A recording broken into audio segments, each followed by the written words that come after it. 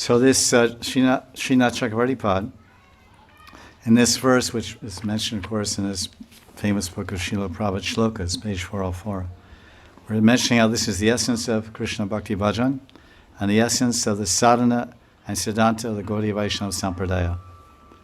And I have my students, I said, if you don't learn any verses, you should learn 2 verses. One verse from Gita.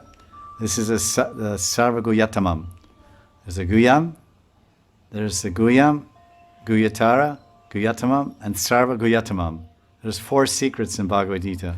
Krishna tells 4 secrets. So the last one he tells in chapter 18. This particular secret, Krishna repeats 2 times. Once in chapter 8, verse 34. Chapter 9, 34. Chapter 9, 34, and again in 1865. This is such the topmost secret. Sarva Guyatamam.